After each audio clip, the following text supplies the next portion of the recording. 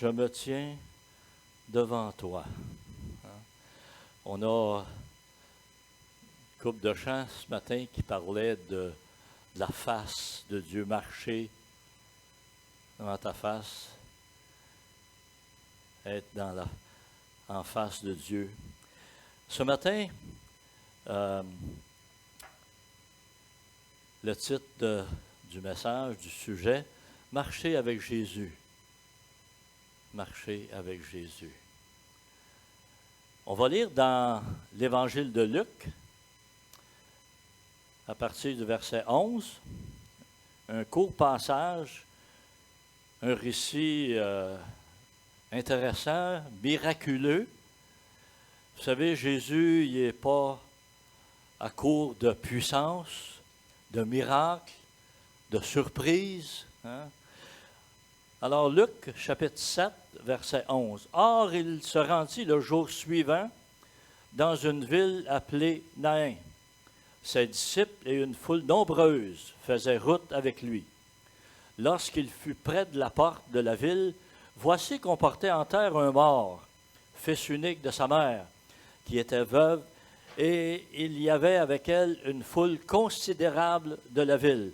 Le Seigneur la vit, eut compassion d'elle et lui dit, « Ne pleure pas. » Il s'approcha et toucha le cercueil. Ceux qui le portaient s'arrêtèrent et il dit, « Jeune homme, je te le dis, lève-toi. » Et le mort s'assit et se mit à parler. Jésus le rendit à sa mère. Tous furent saisis de crainte. Ils glorifiaient Dieu et disaient, « Un grand prophète s'est levé parmi nous et Dieu a visité son peuple. » Cette parole se répandit à son sujet dans la Judée tout entière et dans tous les environs.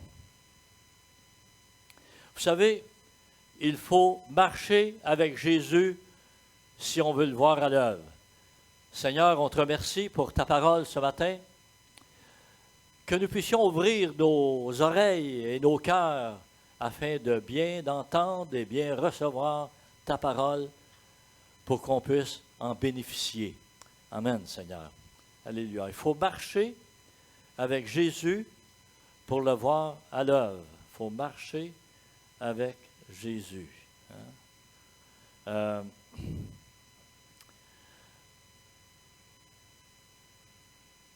Souvent, on veut que Jésus marche avec nous.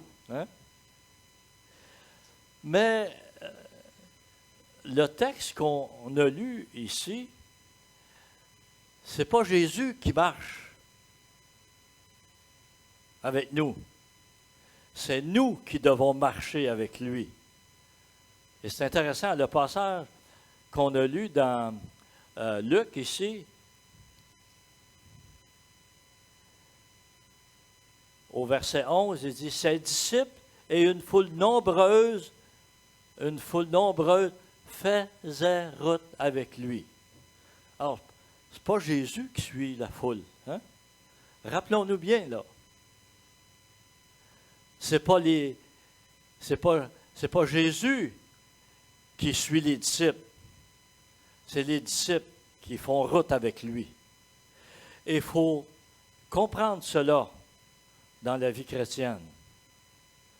N'attendons-nous pas que nous, on marche notre petite route, là, notre petit bout de chemin, puis que Jésus va nous accompagner. Non, non.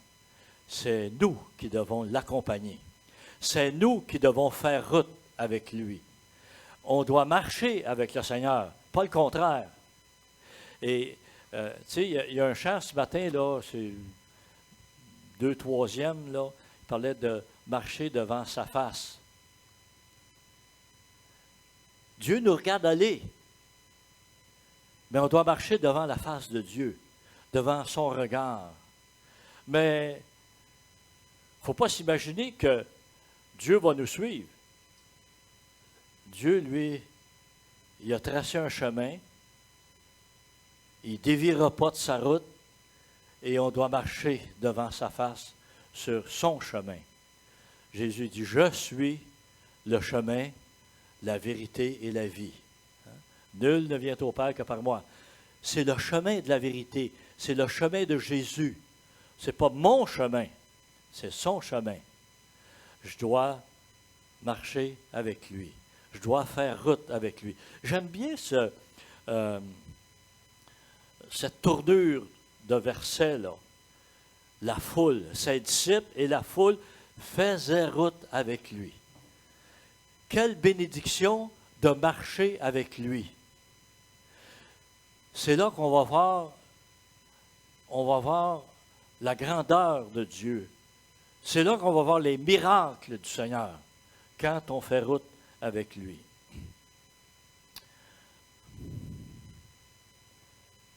Je me souviens, et si on veut voir des choses, vous savez, il faut l'accompagner. Je me souviens en 2018-19, mon épouse et moi, ça faisait longtemps. Moi, j'avais cette espèce de rêve-là d'aller à travers le Canada jusqu'en Colombie-Britannique en train. Finalement, on l'a fait dans notre petit motorisé. On a été plusieurs semaines, on a été 5 semaines.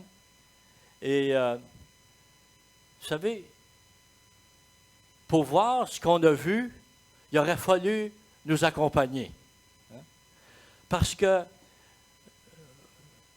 vous allez peut-être décider d'aller en Colombie-Britannique, mais vous ne prendrez pas nécessairement le même chemin qu'on a pris. Vous n'arrêterez pas nécessairement aux endroits qu'on s'est arrêté. On est arrêté dans des terrains de camping.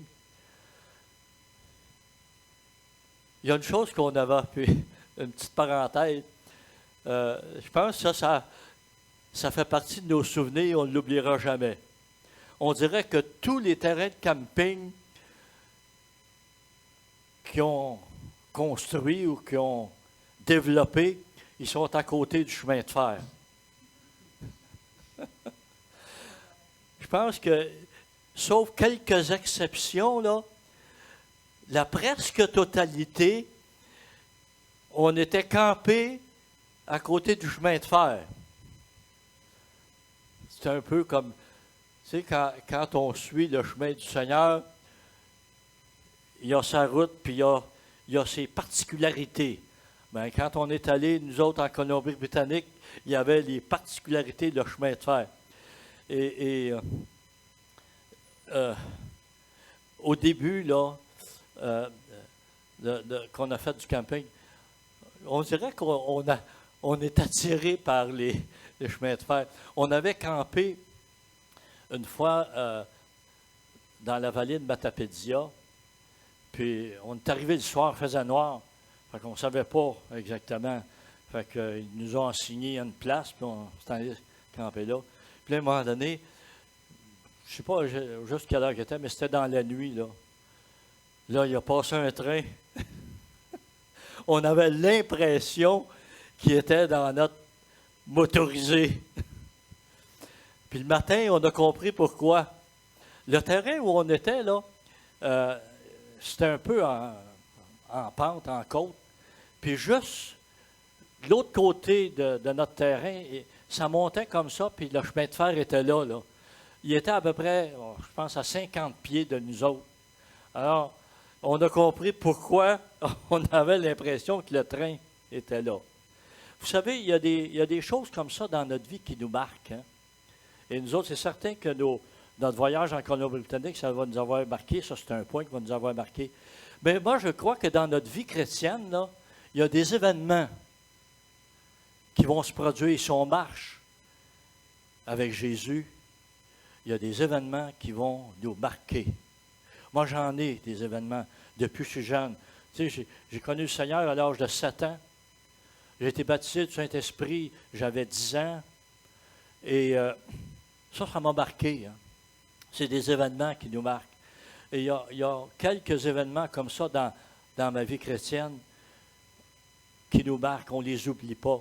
Le peuple Israël, il y a des événements qui l'ont marqué. En fait, la plupart, quand on regarde les patriarches dans l'Ancien Testament, que ce soit Abraham, Isaac ou Jacob, ils ont érigé des monuments, si on veut. un autel à Dieu, pour lui rendre un culte, pour l'adorer, pour l'honorer, pour le louer. Ça les a marqués. Et une place qu'on retrouve dans la Bible, Bethel, entre autres, que ce nom-là revient même. Il y en a qui ont donné le nom d'église Bethel. Parce que c'est là où on rencontre Dieu. Alors, il faut faire route avec lui. Pas s'attendre que lui va faire route avec nous. Il va faire route avec nous en autant qu'on le suit. Et voilà, faire route avec lui, marcher avec le Seigneur. Il faut marcher avec Jésus pour le voir à l'œuvre.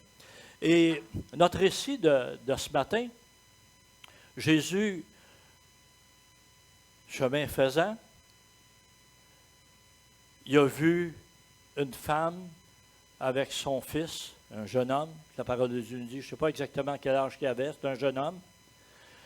Puis il y avait une foule qui suivait, puis là, c'était les pleurs, puis la mort. La mort, c'est jamais drôle, mais ça fait partie de la vie. Et on a une bonne leçon ici. Jésus, sur son chemin, il s'en allait pas pour rencontrer cette femme et le fils, mais ça faisait partie de son cheminement. Comme nous, dans notre quotidien, on va en avoir des rencontres, des personnes qui sont dans le besoin, des personnes qui ont des besoins, que ce soit la maladie ou autre chose. Hein. Et le Seigneur veut qu'on soit ouvert pour les aider, pour secourir ces personnes-là. Alors, cette femme qui venait de perdre son fils, vous savez, la vie, des fois, elle est difficile, la vie. La vie est difficile. Il y a des personnes, c'est plus dur que d'autres. Il y en a qui ont beaucoup de maladies au cours de leur vie. Moi, je remercie le Seigneur parce que, je ne sais pas si je suis une exception. Non, il y en a d'autres comme moi, là, mais je ne connais pas ça, la maladie. Je ne connais pas ça. Le Seigneur m'a donné une bonne santé et ça va bien. Mais ce n'est pas le cas pour tout le monde. Cette femme, cette pauvre femme, cette veuve, là, comprenons, elle avait perdu son mari. Je ne sais pas combien de temps auparavant, mais là, son fils, probablement, mais surtout à l'époque, il n'y avait pas toute l'aide du gouvernement qu'on connaît aujourd'hui. C'était la famille. Et puis là, son fils, j'imagine que son fils était là pour l'aider, mais voilà que lui aussi, on peut comprendre son chagrin à cette femme-là. Et Jésus, la première chose que Jésus a fait, c'est qu'il a été ému de compassion et il lui a dit, ne pleure pas. C'est intéressant, hein? La première chose que Jésus a fait, ça n'a pas été de guérir ou de ressusciter le garçon. Mais le premier besoin, ce n'était pas pour le jeune homme. Il n'y en avait plus de douleur, lui. Il n'y en avait plus de peine. C'était la maman. Alors, il dit à la mère, ne pleure pas. Alors, il faut comprendre, dans notre quotidien, dans notre vie aujourd'hui, il y a beaucoup de besoins émotionnels, beaucoup de besoins psychologiques, beaucoup de besoins dans ce sens-là, là, qui relèvent de la tête, si on veut, puis des émotions. Et on doit essayer d'encourager les gens. Et pour cette raison, la parole de Dieu nous dit qu'il ne sorte de votre bouche aucune parole mauvaise. Hein? C'est quoi la suite? Mais s'il y a lieu, quelques bonnes paroles qui servent à encourager, à édifier, à relever. C'est ça qu'il doit sortir de notre bouche.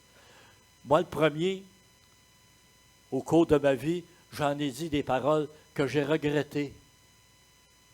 Que j'ai regrettées parce que ça a fait mal.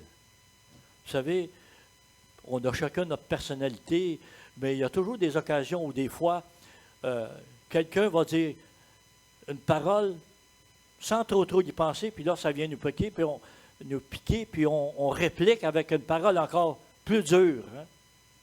Mais on devrait non pas répondre avec une parole. Le livre des Proverbes nous encourage à avoir une réponse douce qui calme la fureur, la colère.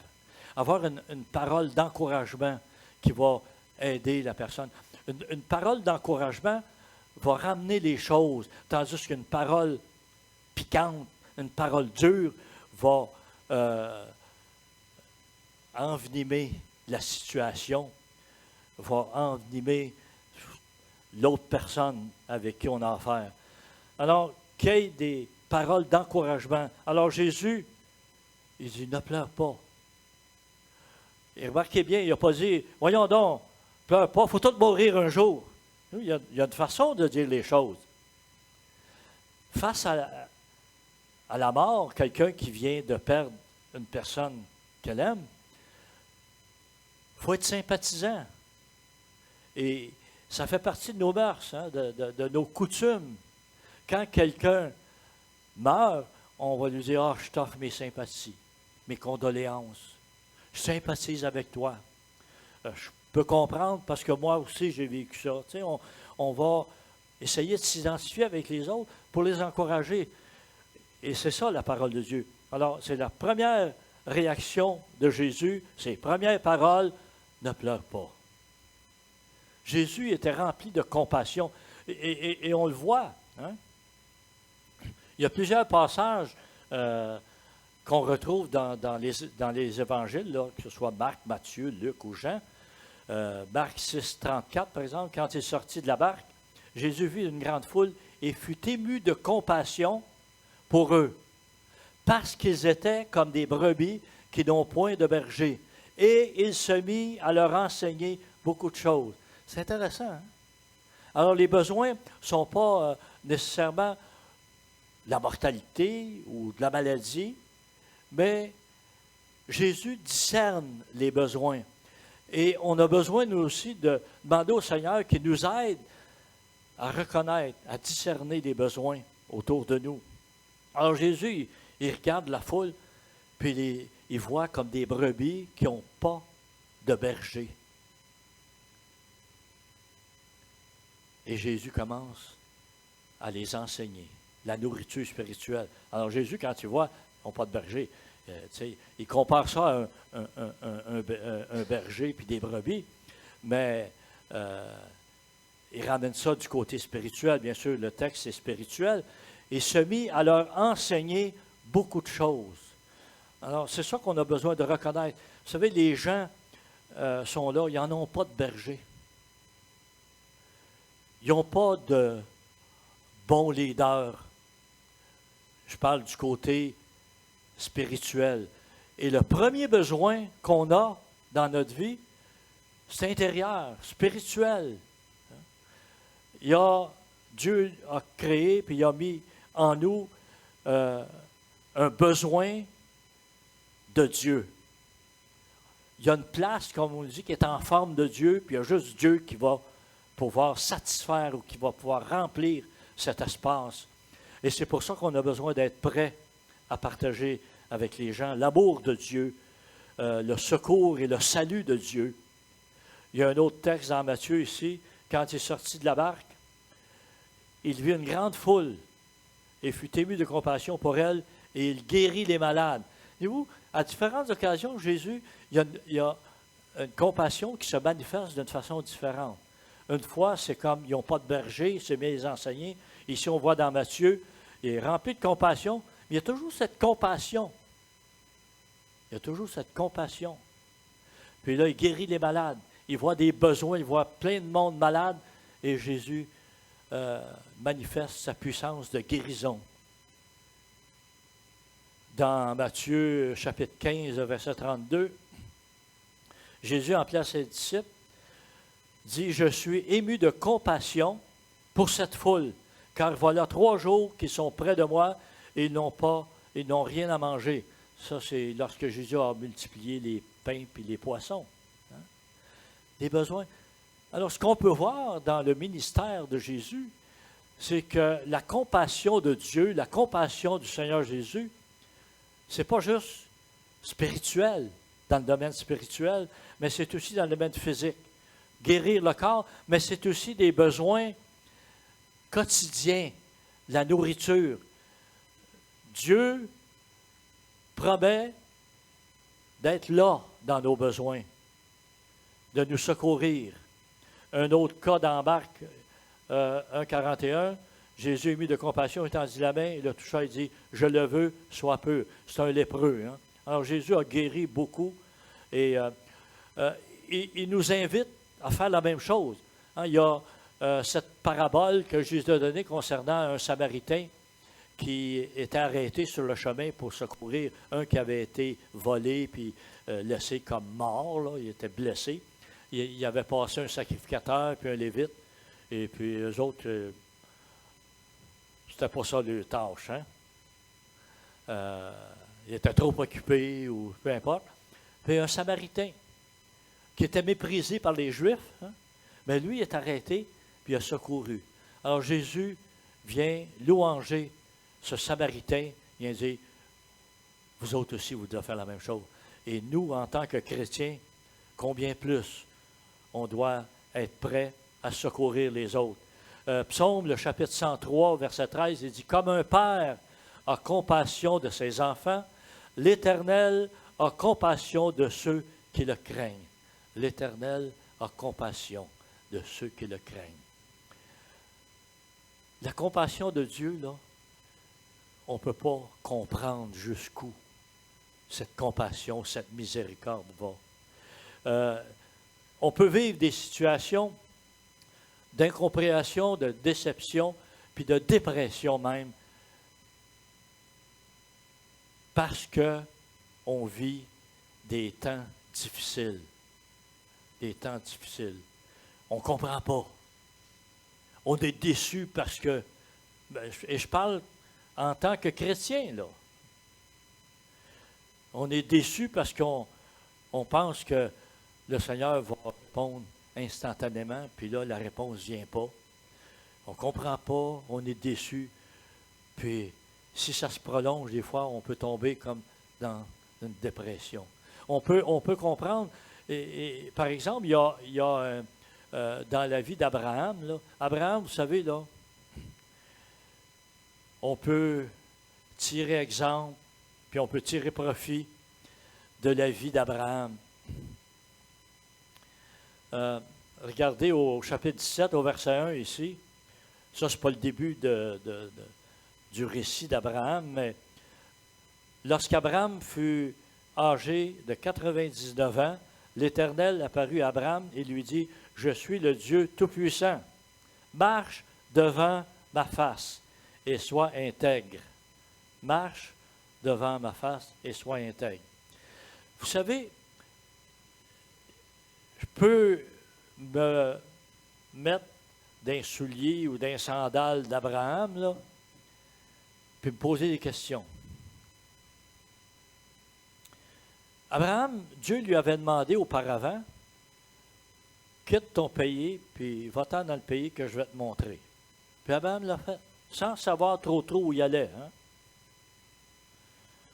Et finalement, en fait, ce récit-là d'Abraham, ça avait commencé avec son père, Terah, qui était sorti du pays, puis il s'en allait vers le pays d'Israël, mais il était arrêté en chemin. Et c'est à partir de là qu'Abraham a pris la relève, parce que Terah, il est mort, lui, puis c'est Abraham. Et c'est pour ça qu'on n'entend plus parler de Terah comme tel, parce que c'est vraiment Abraham qui a accompli le plan de Dieu. Abraham, donc, il s'est rendu. Il est arrivé, là, il y a un verset, je ne l'ai pas pris, mais il est arrivé là où Dieu le voulait. Dieu l'a conduit jusque-là.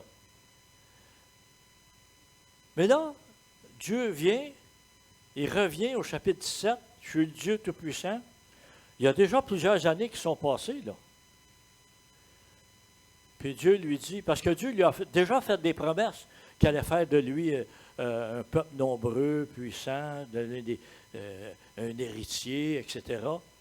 Mais là, il revient, puis il dit, marche devant ma face et sois intègre. Moi, si je suis Abraham, là, je me pose des questions, je ne comprends pas, là. Ça fait longtemps que je marche, me semble que je marche. Hein? Que je fais mon possible, là. Mais Dieu, il revient dans notre vie comme ça.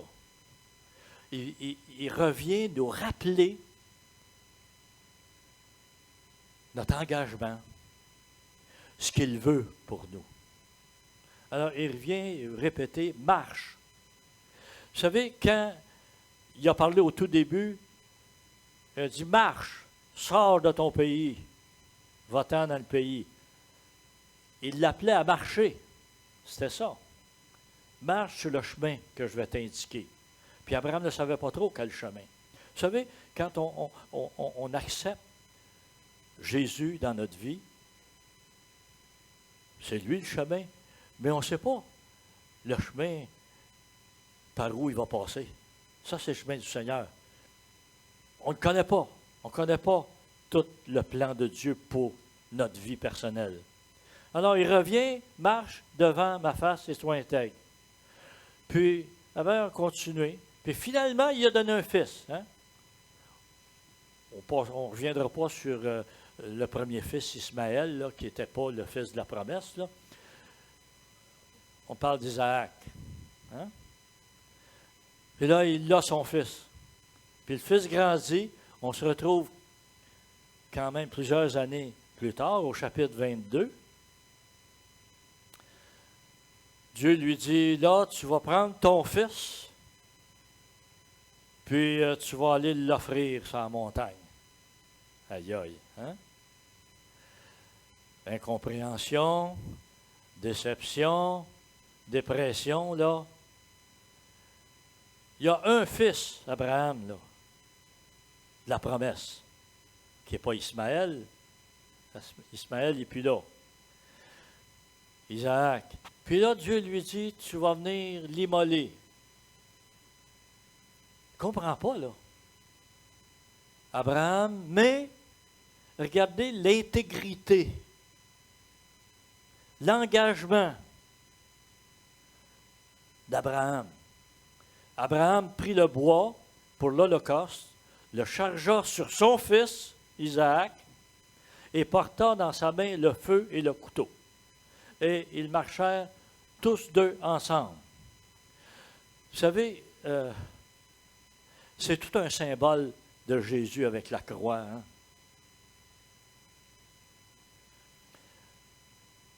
Abraham prit le bois pour l'Holocauste, le chargea sur son fils.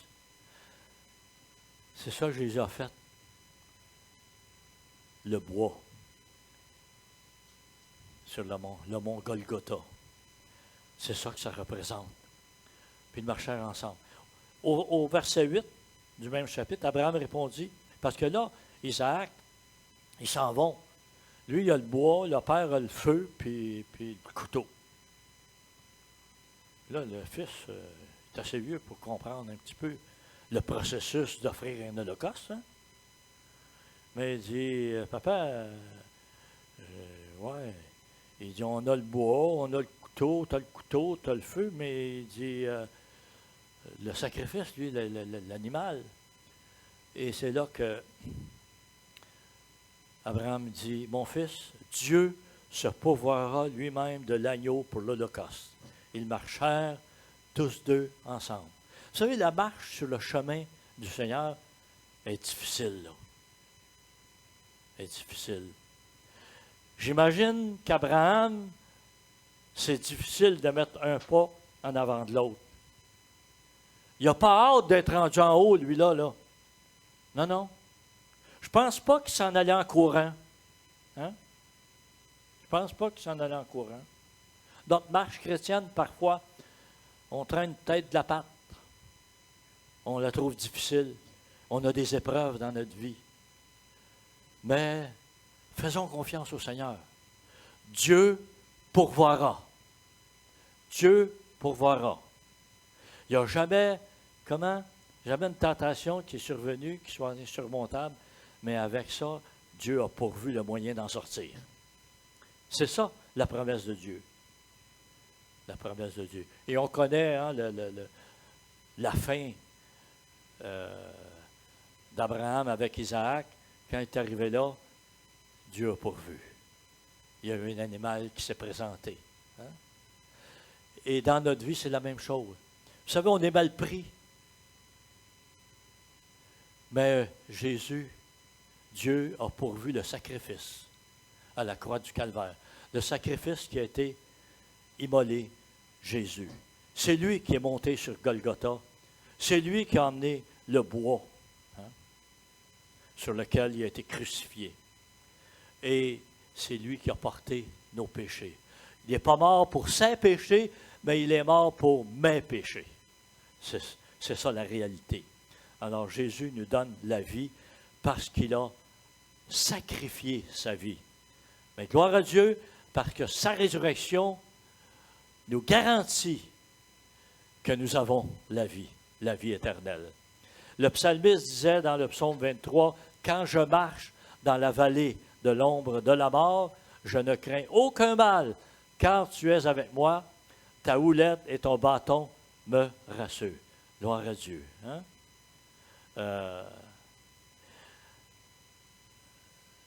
L'Évangile de Jean, Jésus nous parle de... Il utilise un peu les mêmes termes que David a utilisés. Hein? Il dit, ta houlette et ton bâton, il dit, l'Éternel est mon berger, hein, au début du chapitre 23, là, l'Éternel est mon berger, je ne manquerai de rien. Jésus dit, dans l'Évangile de Jean, je ne l'ai pas affiché, là, au verset 4, il dit, lorsqu'il a fait sortir toutes ses propres brebis, il marche devant elles et les brebis le suivent parce qu'elles connaissent sa voix. Les brebis le suivent. Hein? Pas Jésus qui nous suit, là. C'est nous qui suivons Jésus. Les brebis le suivent parce qu'elles connaissent sa voix.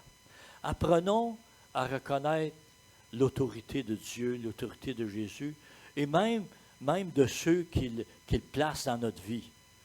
Que ce soit au travail, que ce soit dans l'Église ou ailleurs, la parole de Dieu nous dit que l'autorité vient de Dieu. Et on doit fonctionner avec l'autorité, sinon on va avoir des problèmes. Hein? Si on ne suit pas l'autorité de Dieu, l'autorité de sa parole, ça ne marchera pas dans notre vie. Là. Ça n'ira pas loin. Mais les brebis suivent le berger.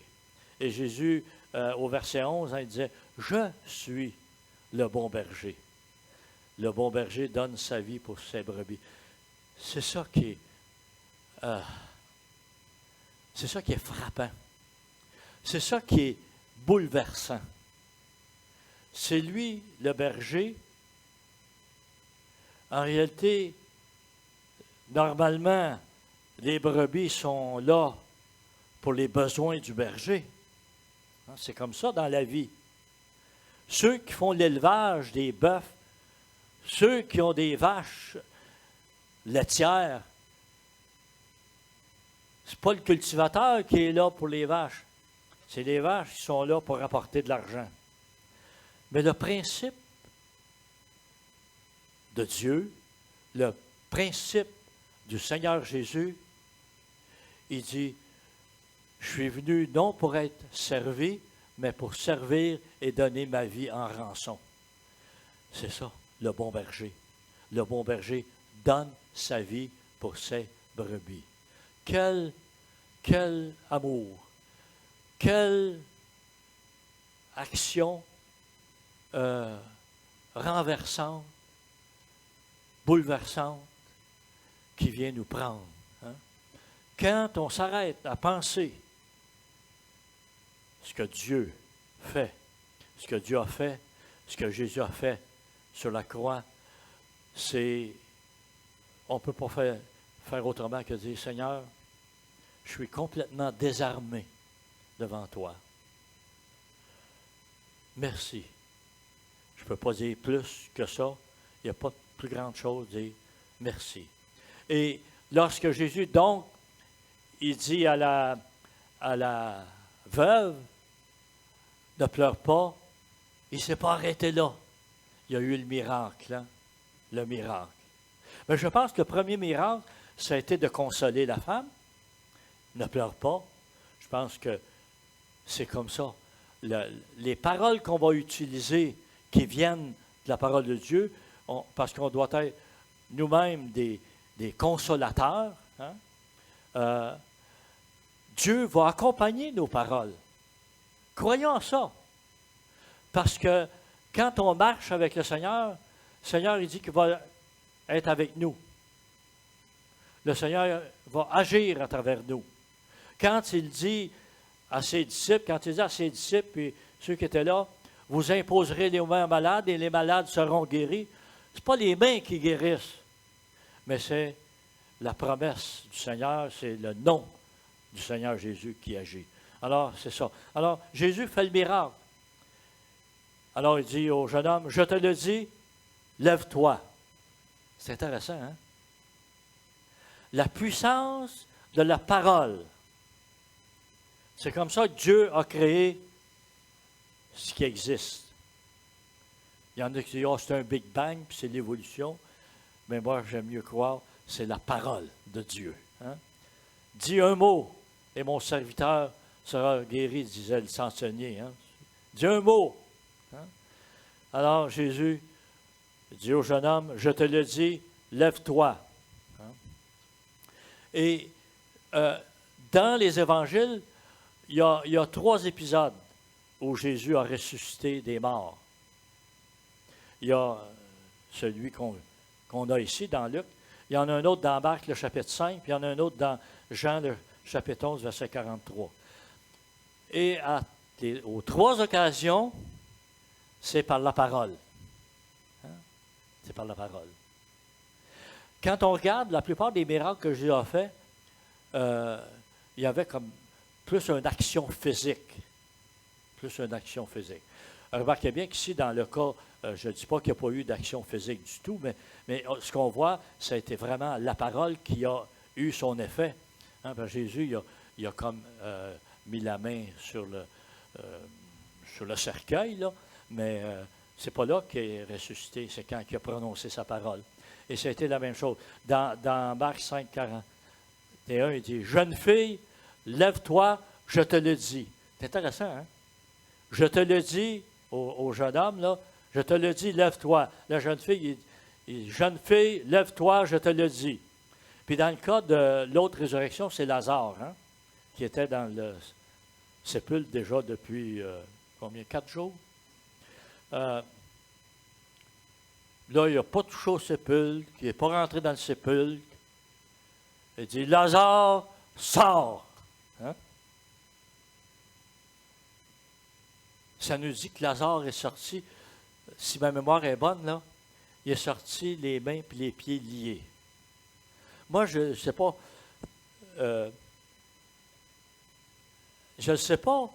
s'il y avait parce qu'il enroulait ça dans des bandes, hein? Et je ne sais pas si il y avait les 2 jambes ensemble, puis il est sorti enroulé, ça veut dire qu'il flottait. Je pense que non, il doit avoir les jambes individuellement, là, parce que je pense qu'il est sorti de... Mais il est sorti encore enroulé, là. Moi, ça m'a toujours frappé quand j'étais jeune. Dans ma tête, là, je le voyais enroulé, là, puis il sortait comme un bloc, là. Mais je ne sais pas, là. Il m'a dit, il devait être enroulé, les jambes séparées, puis il a marché, là. Mais tout est possible, hein? Mais, en tout cas, je te le dis, lève-toi. Lazare, sors. La parole de Dieu est toute puissante. Et quand Dieu dit quelque chose, c'est ça qui arrive. Et le résultat de tout ça, finalement, Luc, si on revient à notre texte dans Luc, là, chapitre 7, tous furent saisis de crainte.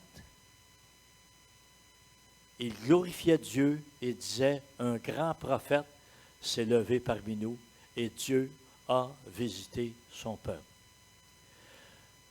Les miracles de Jésus